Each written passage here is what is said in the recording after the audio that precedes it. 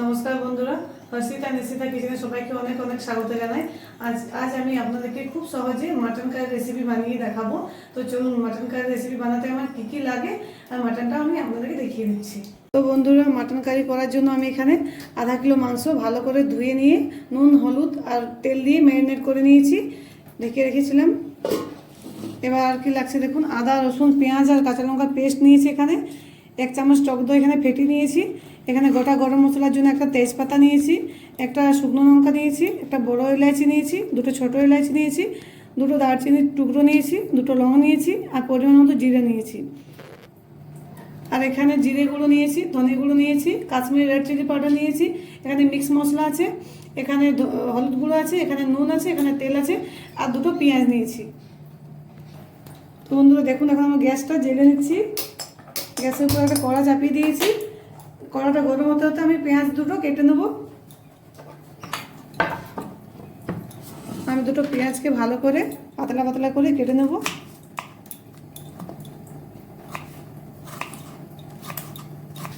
বন্ধুরা, মাংসটা আধা ঘন্টা আগে যদি ধুয়ে পরিষ্কার করে ম্যারিনেট করে রেখে দেন, তাহলে মাংসটা খুব তাড়াতাড়ি সেদ্ধ হয়ে যায় এবং খেতেও খুব ভালো লাগে।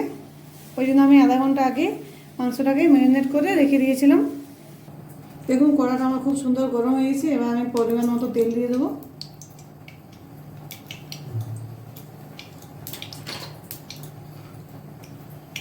দেখুন, তেলটা খুব সুন্দর গরম হয়েছে। এবার আমি যে গোটা গরম মশলাটা ছিল ওগুলো এর মধ্যে দিয়ে দেবো।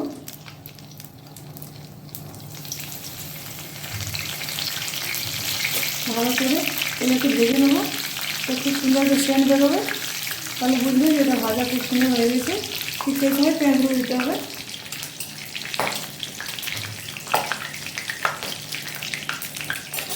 একটু এই তেলের মধ্যে একটু নুন দিয়ে দিচ্ছি, কারণ তেলটা ছিটকে যায় দিকে দিকে।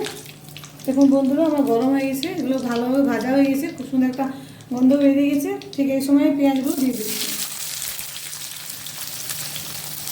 আপনারা টক দইটা মাংসটা ম্যারিনেট করার সময়ও দিতে পারেন, আবার পরেও দিতে পারেন, ঠিক যে সময় মশলাটা কষবেন সেই সময়।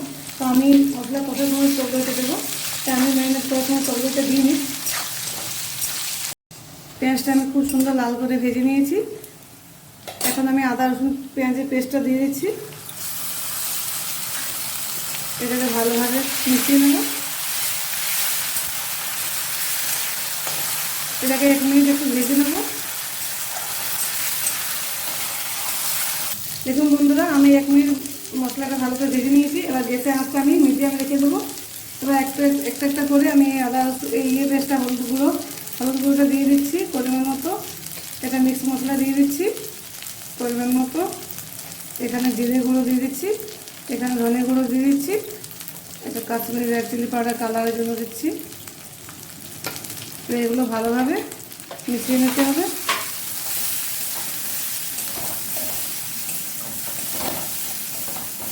এবার গ্যাসের আঁচটা একদম লো করে দেবো। এখন এই ফেটানো টক দইটাও দিয়ে দিচ্ছি। দইটা দেওয়ার সময় গ্যাসের আঁচটা একদম লো করে দিতে হবে, নাহলে দইটা ফেটে যাবে, ভালো লাগবে না খেতে। এবার ভালোভাবে মিশিয়ে নেব। 1 মিনিট ধরে এভাবে কষে নেব।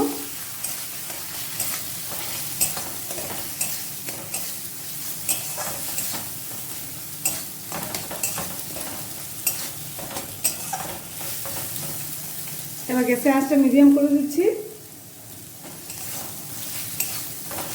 1 মিনিট ধরে এটা ভালোভাবে কষিয়ে নিতে হবে।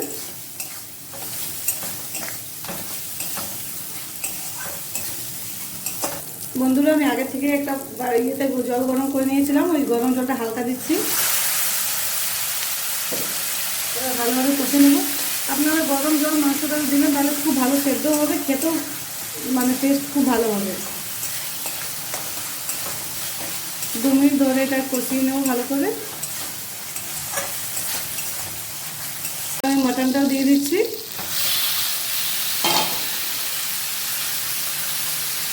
তো 3 পিস সাহায্যে কড়া ধরে মাটনটা ভালোভাবে মশলার সাথে কষে নেব।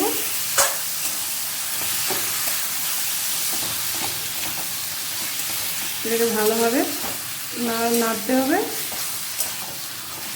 যত ভালোভাবে আপনারা 2 মিনিট 1 মিনিট পর পর নাড়বে তত ভালো করে মাংসটা কষাবে এবং সেদ্ধ খুব ভালো হবে। এবার আমি এটাকে কিছুক্ষণের জন্য ঢেকে দিই। দেখুন বন্ধুরা, আমি মাংসটা ঢেকে দিচ্ছি। এবার গ্যাসের ফ্লেমটা মিডিয়ামের থেকে একটু কম করে রেখে দিচ্ছি। এবার আমি ঢাকাটা খুলে নাড়বো। দেখুন বন্ধুরা, খুব সুন্দর তেল ছেড়ে দিয়েছে মাটন থেকে এবং 2 মিনিট আমি ভালোভাবে কষিয়ে নিয়েছি। দেখুন কালারটাও খুব সুন্দর দেখাচ্ছে, খেতেও খুব ভালো লাগবে। এবার আরও 2 মিনিট আমি এটা কষে নেব। গরম জল দিয়ে কষতে হবে। গরম জল দিয়ে কষলে মাংসটা সেদ্ধ খুব তাড়াতাড়ি হবে এবং খেতেও টেস্ট হবে। তো এটাকে আমি কয়েক মিনিট ঢাকা দিয়ে সেদ্ধ করে নেব। ঢাকা দিয়ে দিচ্ছি। তো বন্ধুরা, আমি ঢাকা খুলে আবারও চেক করে নেব ঠিক করে কষাচ্ছে কিনা, সেদ্ধ হচ্ছে কিনা। দেখুন বন্ধুরা, খুব সুন্দর মাংসটা কষাচ্ছে, জলটাও কমে এসছে। এভাবে বারবার আপনারা চেক করে নেবেন, নাহলে নিচে লেগে যাবে।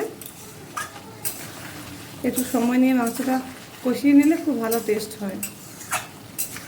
কি সুন্দর দেখুন কালারও চলে এসছে। মাটন থেকে তেলটাও বেরিয়ে গেছে, জলটাও শুকনো হয়ে গেছে।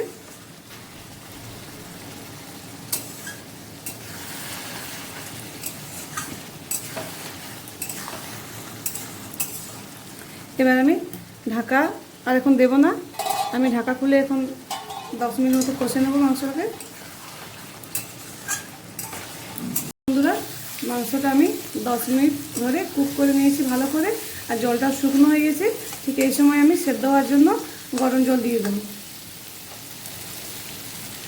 এবার সেদ্ধর জন্য আমি গরম জল দিয়ে দিচ্ছি।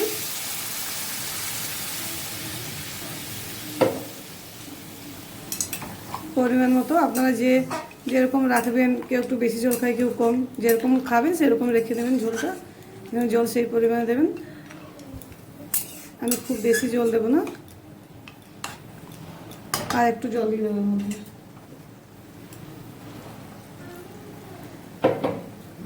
এবার ভালো করে এগুলোকে মিশিয়ে নেব। এবার এটা আমি 10 মিনিটের জন্য কুকারে দিয়ে দেবো। কম আছে, একদম মিডিয়াম আছে, কুকারে আমি 10 মিনিট সেদ্ধ করে নেবো মাংসটা। দেখুন বন্ধুরা, মাংসটা আমার খুব সুন্দর ফুটে এসছে। ঠিক এই সময় আমি কুকারে ঢেলে দেবো।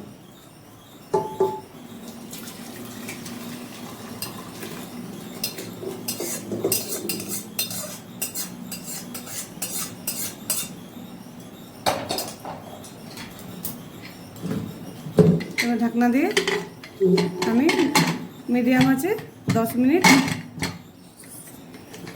10টা মতো সিটি লাগিয়ে দিচ্ছি। 10টা সিটি এখানে দিয়ে দেবো। আঁচটা মিডিয়াম রাখবো। হ্যাঁ বন্ধুরা, মাংসটা আমার খুব সুন্দর সেদ্ধ হয়ে গেছে। আমি এখানে পেঁচাটা রিলিজ করে দিচ্ছি। এবার মাংসটা একটা পাত্রের মধ্যে নিয়ে নিচ্ছি। দেখুন খুব সুন্দর মাংসটা সেদ্ধ হয়েছে, দেখতেও খুব লোভনীয় লাগছে, খেতেও খুব ভালো লাগবে।